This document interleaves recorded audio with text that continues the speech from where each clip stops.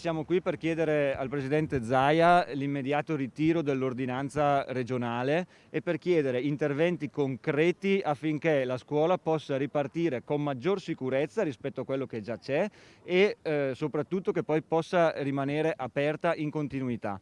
Protesta di genitori, insegnanti e studenti davanti alla sede della Protezione Civile di Marghera per chiedere al governatore di far tornare in classe gli studenti. Le richieste sono svariate. Noi come studenti e studentesse vogliamo tornare a scuola e la cosa che fa più arrabbiare è che sappiamo che è possibile tornare a scuola in presenza e in sicurezza. Quello che chiediamo, ad esempio, è una pianificazione di uno screening su tutta la popolazione scolastica, uno screening che sia fatto a partire da subito e che poi sia uno screening ripetuto nel tempo, come già fatto in altre regioni. Tra l'altro, dove questo screening viene fatto, vengono evidenziati dati di positività nelle scuole veramente bassi, di uno 0,02%, ad esempio in Toscana. La questione della sofferenza che stanno vivendo i ragazzi, gli studenti e le studentesse in questo periodo, la dispersione scolastica continua ad aumentare, lo vediamo tutti noi nelle nostre classi dove i ragazzi hanno sempre meno voglia di stare presenti, sono sempre più passivi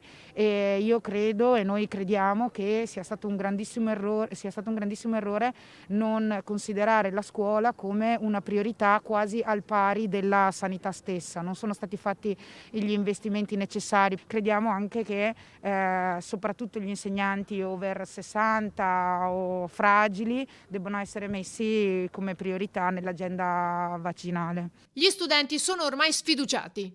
Noi non torneremo a scuola il 1° febbraio finché non viene fatto nulla, è inutile che vengano annunciate date sperando che caschi come una manna dal cielo questo fantomatico rientro a scuola.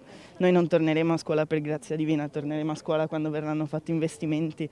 Immediata la replica del governatore che definisce sacrosanta la richiesta di riaprire le scuole, ma la cautela è d'obbligo, continua.